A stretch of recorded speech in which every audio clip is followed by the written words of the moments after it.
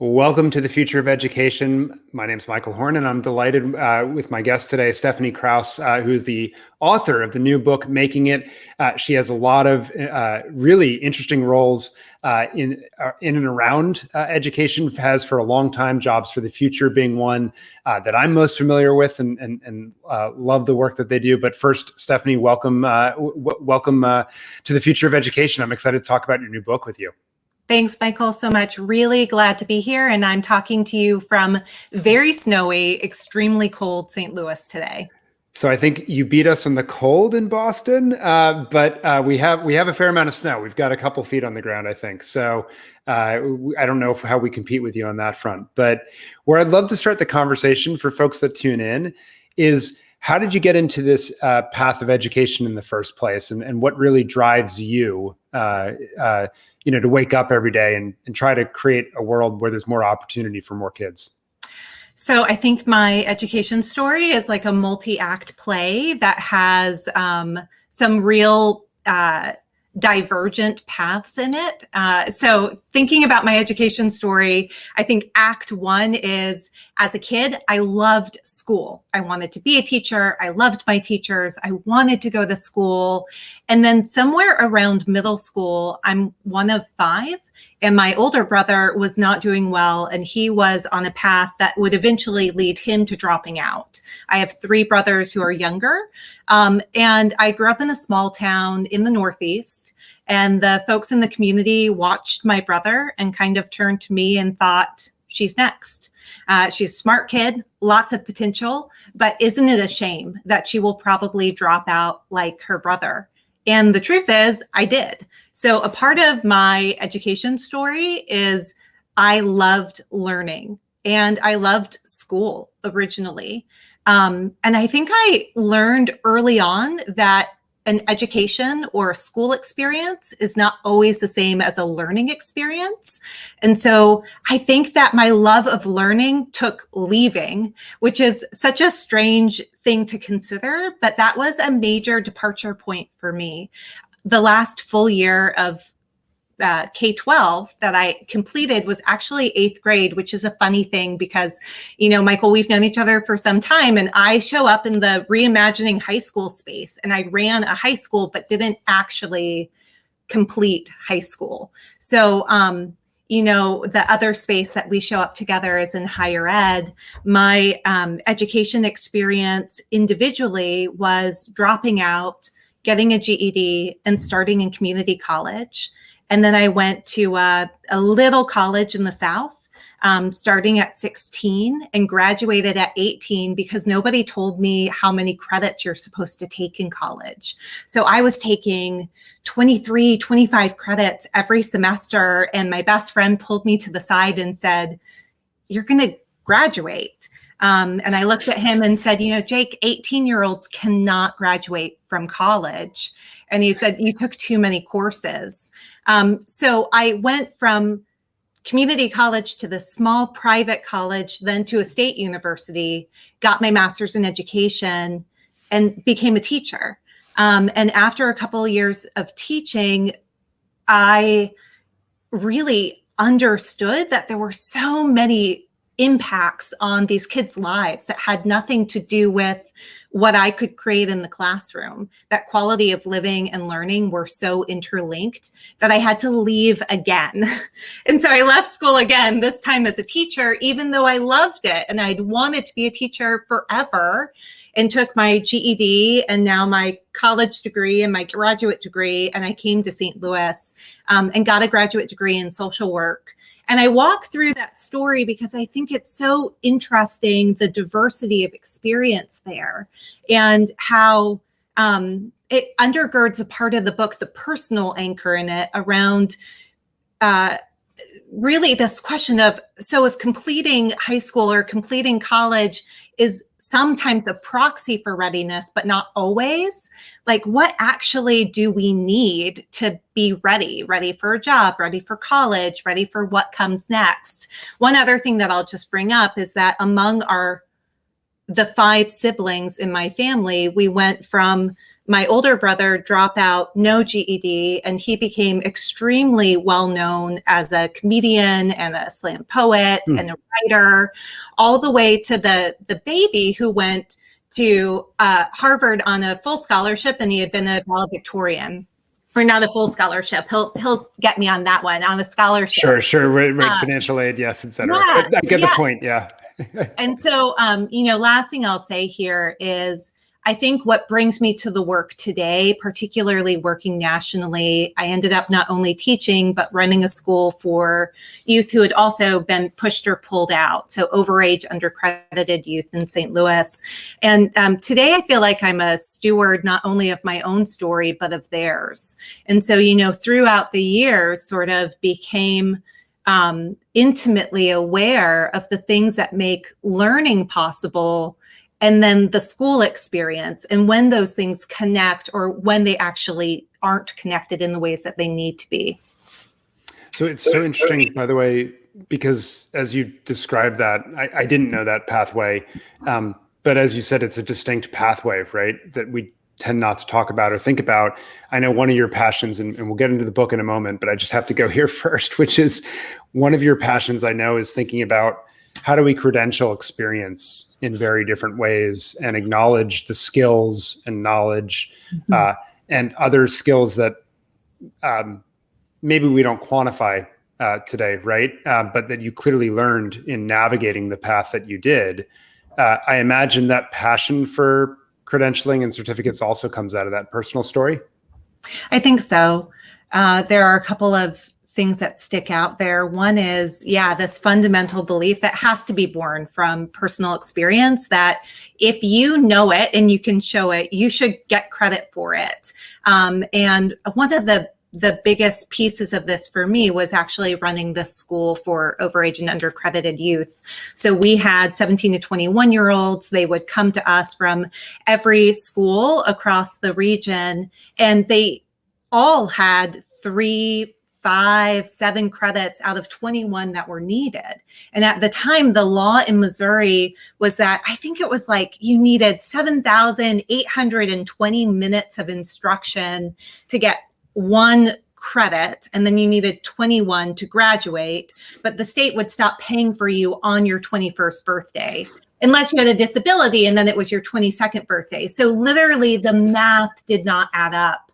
And so there was this moment of intensity, I think, in my school with both seeing knowledge and skill deficits from some of the folks who would apply to teach, who had an education degree, but who weren't grounded in human development or really like deeply knowing how young people learn and how you might organize learning in a way that makes sense for an older youth population. So on the one side, there was this deep disconnect of college credentialed, often graduate level credentialed educators who had made it through these programs because of the career ladder. That's what you do in education. But they themselves recognized this deep gap in knowledge and skills. They needed upskilling and support to be effective. And then on the other side were these kids who were unable to just meet this basic time algorithm that actually had no basis in the science of learning. And so I think you're right. One of the spaces that I have been in national work was leading this national credentialing campaign. So you and I have been tracking closely this proliferation of credentials, right? And one of the things that I think is crazy is that half of the credentials in the post-secondary marketplace are now no longer university issued. And so you have the issues of what we were seeing with universities, but now you have all of these new vendors, right?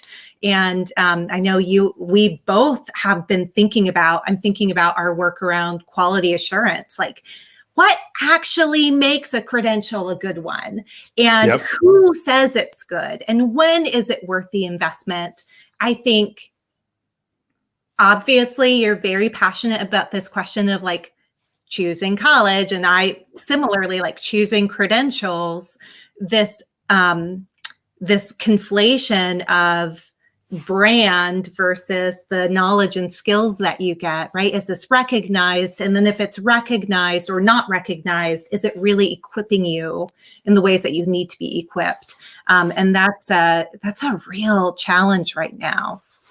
Yeah, I mean, we could geek out, as you know, and we have on panels for a long time on this conversation. And I mean, I couldn't agree more with you. In the minutes requirements, frankly, are just so heartbreaking because of the opportunity it closes off. I mean, obviously, you were able to earn GED, but a lot of kids may not have that wherewithal or support to find those pathways, and when there's a pathway in front of them. But let's segue into your book. I want to talk about it. I got to read it, of course, a few months ago, and I highly recommend it.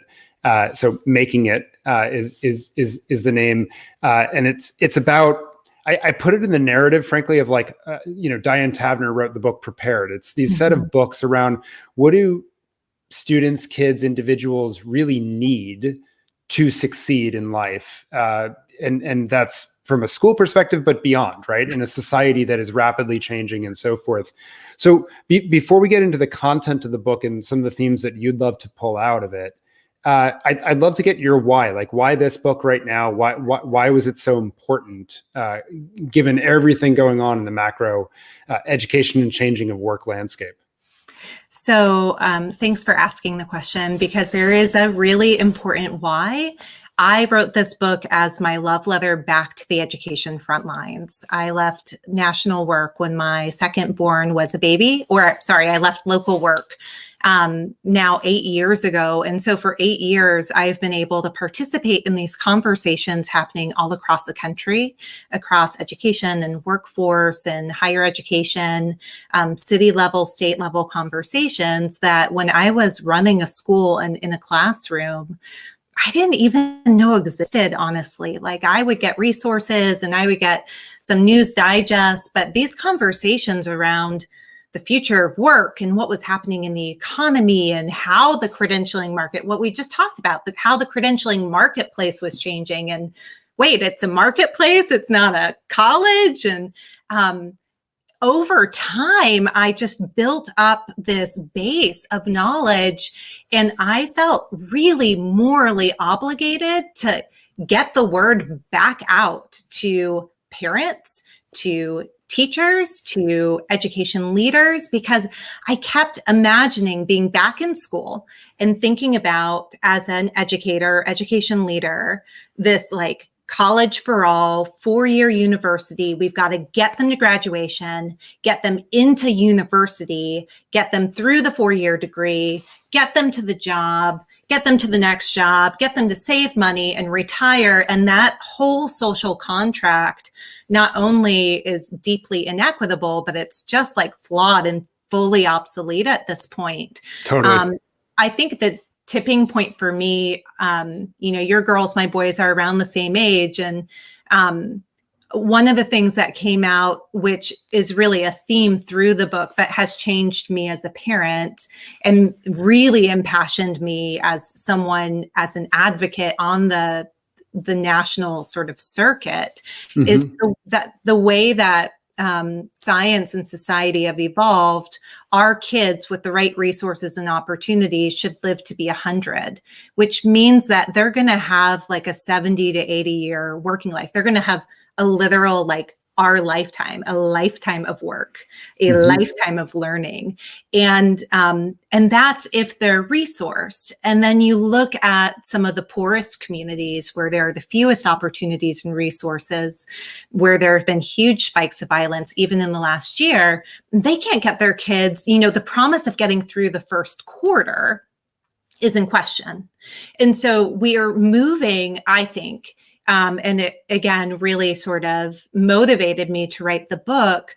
We're moving, I think, in education from a time where we've been talking about first achievement and skills gaps, more recently opportunity gaps, but I actually think we need to be talking about livability and longevity gaps. Who gets to live a long life? And then what do you need to make it livable, and what has to happen in the first quarter, the first 25 years, which includes K-12, and for many people, those first years of work and post-secondary education, in order to enable that long and livable life. And then you think about the other piece of like a long and livable life in a time when there's volatility, there's disruption, there's rapid change, there's, a changing climate, there's economic shifts.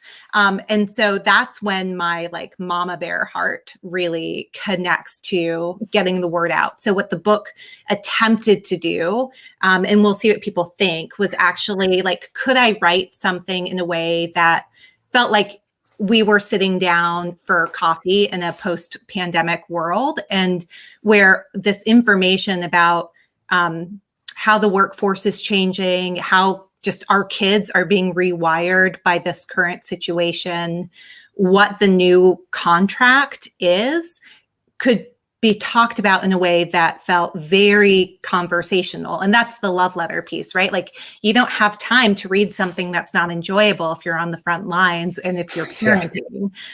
So that was the hope. Very cool. And the book comes out, I think, in the next week or two, right? If I'm not mistaken. Apparently it left the warehouse yesterday in the middle of exciting.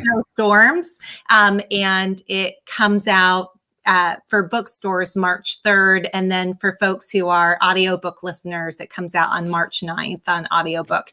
And my understanding is the Kindle version is already available. Ah, very cool. Okay. That is good to know. And everyone listening, check it out. But because warehouse dates these days are very unpredictable, it turns out. So you're living through it right now. But so let's dig into some themes from the book. You just alluded to a bunch of them, obviously. I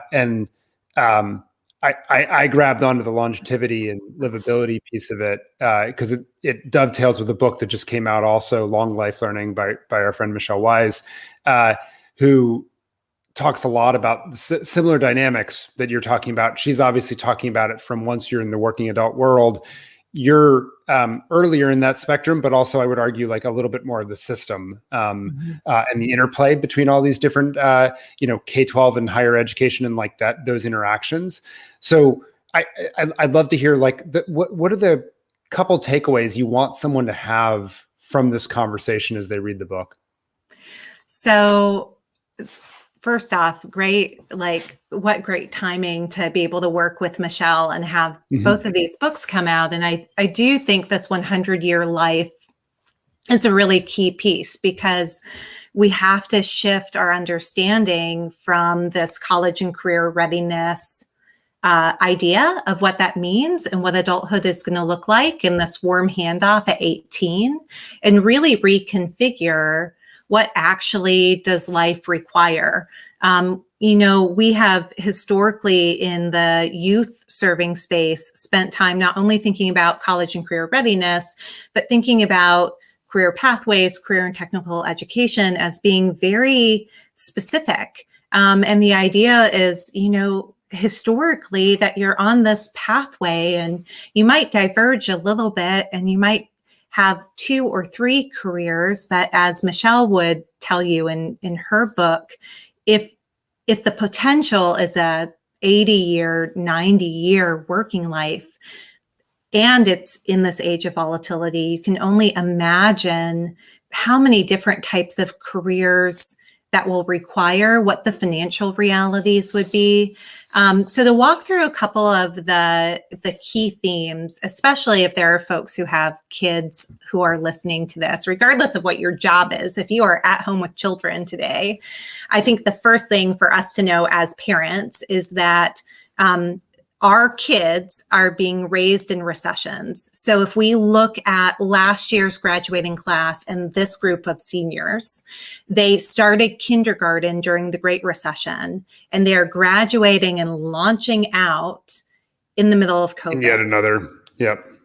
Their entire experience has been bookended by the major crises of our lifetimes. And so they want security and stability and predictability. So they are probably like among the most entrepreneurial in the way that they think, but also they have seen tough times. And so the thing that they want most, security, predictability, is probably the thing least promised to them. And so the number one lesson I would just share is that you've got these young people who are quite literally disruption and digital natives. This is the only life they know. Any kid born after 2007 was probably born with birth announced on Facebook or other tech platforms, right? Like the smartphone was out, all of those pieces. The second is that not only is the way that kids are wired changing and their disruption in digital natives, but disruption, as you well know, particularly the word and a digital world, is also defining the world and the workplace.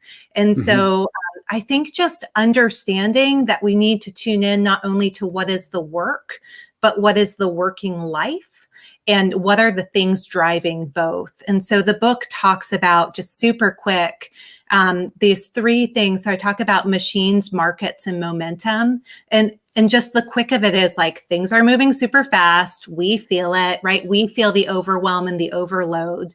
But actually, these kids, that's all they have known. Not only have they been raised in recessions, they have only known the speed and the quick change.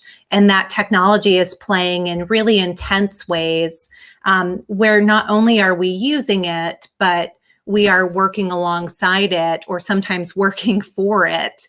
And so that navigating that whole new relationship with tech, I think it's taken a backseat as we've gone through the pandemic, but it's going to resurface strong.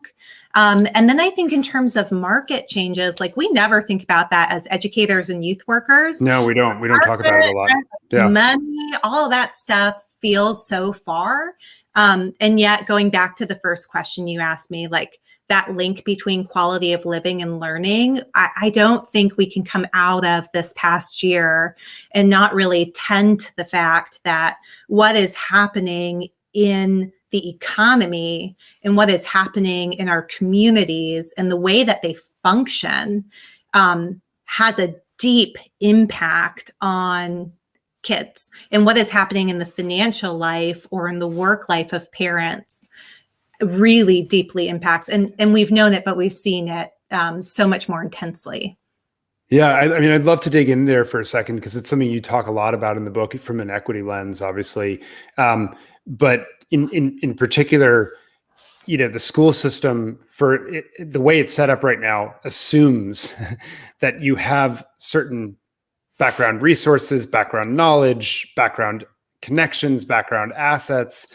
And if you don't, it's just not well equipped to serve you. And in many ways, as I read the book, it felt like not necessarily a call just to undo that, but to be thoughtful about where those gaps are and what it means against this new context. Because it's not going to even be simplistic notions, right, of those resource gaps as you go in the future. And that's something I took away from it as well when I was reading, is just those gaps have been there. We have an education system that hasn't been built for that.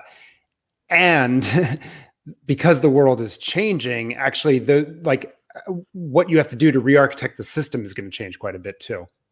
I'm so grateful for you, like leading me down the road of things that feel really important, because this is either going to be the thing that like gets me in big trouble with friends and colleagues as they read the book, or potentially creates a reminder for all of us about the moment that we're in. So Making It was a book written to help provide a roadmap for what young people need in a world that is still unfair and unjust. So what I am trying to do is call us to take a posture of a dual call, any of us in education, in youth work, where on the one hand, we've got to educate and equip young people on the truths of how the world works as it is now, even as we're co-creating a new world with them. And so one of the things that's important there is I have friends who study youth flourishing and thriving, and I'm a little like grittier. I'm interested in both surviving and thriving. And I think kind of in this moment in the world, like we have to do both. I don't know how you feel about this as a working parent, but like I feel like I'm trying to survive and thrive at the same time. And that like that's just it, right? We can have this like wonderful moment in rich relationships, and it's tough right now. And so the book named some of the things that are important. So we were talking about credentialing earlier. There are things at play. So go back to this social contract. So the idea has always been communicated: graduate high school, go to college, get a job, get better jobs, make money, retire, give something back to your kids. And yet the reality is that young people can be born, and not only are there disparities at birth, so we know everything is harder if you're a kid of color because of systemic racism and the way that structures are designed.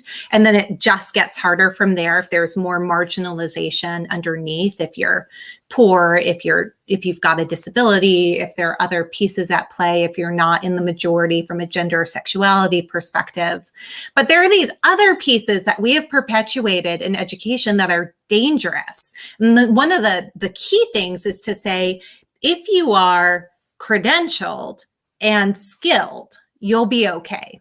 So the number of us who've made careers saying we've got to get more graduates and we've got to skill them up, and then they'll be fine. But it's false, because actually another friend of ours, Julia, who talks about social capital, like who you know and what resources, money you have, drives intensely what you get in terms of opportunity. So the sort of meaty middle of the book is saying, actually, there's no social contract. Like, that's a farce. What actually happens is that kids transition and they become adults and they go into this marketplace, and it's crazy and chaotic. And they need these currencies, some of which are inherited. And some kids just have an abundance of them, and then some are earned. And it's credentials and skills, competencies, but also connections and cash. And if I go up to you, Michael, and you're offering me an education opportunity, or you're offering me a job, whether or not it's fair or right, there's likely some negotiating or bartering that happens where you want to know, do we know the same people? Let me tell you how much this is going to cost. And skills and credentials, unless the credential is well known and it comes with social capital, might actually be secondary to that. So I wanted to put out a better picture of, like, if you want a decent life, you've got to understand kids actually need these 4 currencies. Now, the good news in this moment is that means that, like, content knowledge is important, but as folks are grappling with intense learning loss from this last year, I would actually say content loss, content knowledge being missing out this past year, or not completing courses is hard and tough, and we've got to figure it out. But actually what young people really need are these competencies and connections and the financial resources to be able to navigate. And we've got to invest deeply there. Yeah, it's a really important point. And I think wrapping our hands around, right, as you said, content knowledge, obviously deeply important, but it can be acquired in jagged ways, right? So I might not have gotten it this year, but if we can build a system that is not time-based and is more resilient to people learning at different rates and having different pathways through the material, there are ways to recover that. There might not be ways to recover certain foundations that are lost if we don't think thoughtfully about how to put those intentionally in the system, I guess is what I would say. And so I think it's an important call to action that for me jumped out of the book as I was reading it. And I guess that's where, as we wrap things up, I would love to end there, which is, someone reads this book, what are the one or two things that you want them to do next? Mm-hmm. And you can do it for a few different audiences if that's easier. So I think we just talked about those currencies. And so my call at the end is for us to become currency builders. And so what does that look like? I think the one part is to recognize what I mentioned a moment ago, that dual call, that we actually have to be of two ways as we move forward. One is supporting young people as they navigate and get ready for a really tough world, a challenging one. And then the other is being builders and creators of things that are more equitable and just. But as a currency builder, I think for folks who are on the front lines, who are working with young people every single day, whether they're counselors or teachers or parents or whatever, like everyone's an educator this year, formal or informal, right? It's a really important point, right? I mean, I think we haven't had that conversation honestly as a society, that like parents are not just parents. They always have been educators, but like they're officially co-educators. And if we're not acknowledging that, we're missing huge pieces of the puzzle, I think, in the interactions that are happening right now. I mean, listen, friends who are listening, like it is our anniversary. A year ago, households became homeschools. That is a year of learning that has happened. And we know that some folks haven't been able to even stay in their homes. And so it's been relatives and friends who've had to pitch in. So community educators and parent educators are simply educators. And I should say the book is written for any educator, regardless of if they're formally trained or not. Professional or not, yeah. Right? So the 5 qualities, and I would love for folks to buy the book and hear more about it, that I sort of call out. One is to be thinking about a young person not only as a whole human, and what we sometimes in education call whole child, but to be thinking about that whole life. So, have that, what are their needs right now, but how am I having a look out and imagining what do they need for a 100-year life? So I'll tell you, there's a child who is extremely close to me. And we, as a family, have struggled with mental health issues through this pandemic year and made a deliberate choice to focus there, because I want this child to live a healthy and vibrant 100-year life, which requires having those mental health tools and tips and tricks. And so that was as important to the education as like becoming a better reader or learning math, if not more, because if he's not mentally healthy or emotionally healthy, his ability to show up and learn and work is greatly diminished. So whole child, whole life approach. I think the second thing, and this is households becoming homeschools, is like we've just got to recognize that learning happens wherever it happens, and it should always count.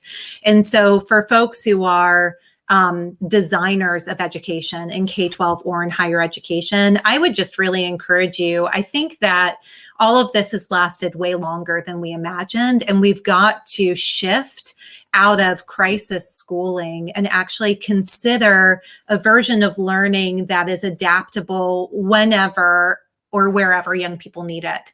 And what would it look like if we actually like forevermore designed learning in ways that could work at home, at school, in community, and at work, so that anytime, anywhere learning has taken on a really new idea.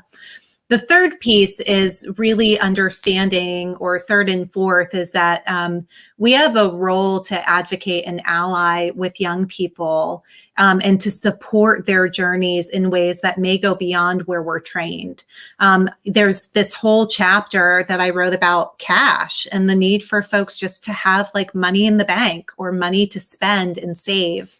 One of the provocative things in the book that I'm not sure if you caught, Michael, but like I predict most kids will be poor at some point in a 100-year life. And then there's poverty and the issues with that, but there's scarcity, no matter what income bracket you're at, financial crisis. And what do you do when that happens? How do you actually prepare kids for moments of financial struggle? And so being able to advocate, though, also for things like direct cash assistance or different resources becomes really key.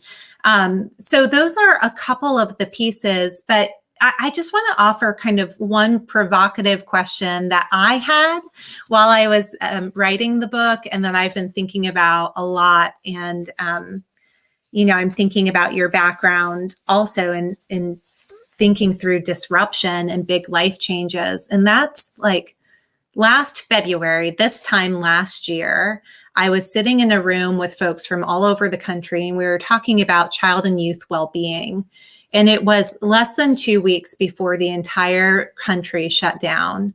And we did not have the foresight to talk about a pandemic, to imagine mass unemployment or high-profile racial violence and uprisings, or God knows we weren't thinking about a political insurgency, any of these pieces. And again, as educators, it's really easy, or as parents, to be like, I'm so overwhelmed. I just need to focus on what I'm being asked to do. But I wonder, like this February, here we are again. What are the like missed March moments of last year where we could have spent that whole summit talking about how to prepare for this thing that was less than 2 weeks away? And I'm really thinking about, at the time we're recording this, Texas, for instance, is having big strains on their power grid. And the infrastructure is not set up for that kind of intense extreme weather. So whether it's extreme weather and climate, and what can happen as a result of that, or a pandemic, heaven forbid, that impacts children more than this one did, like what are those kind of gnarly things in tomorrow's world more generally that we actually need to have some foresight or imagining around, so that we're ready, so that not only are we building these currencies in kids and getting them ready for the world, but that we've got a really tight idea of the possible futures, what the world could look like for them, that we're thinking through with them and with each other. Yeah, it's a good way to wrap the conversation and to force us to start to think through the currencies that people will need in the future to make it, and appreciate the provocative ideas that you've put forward for all of us, but also the questions that we all ought to ask right now in this moment. So congrats on the book coming out. It's very exciting. It's called Making It. I have it there below. Check it out. And we'll be back next time on The Future of Education. Thanks for having me.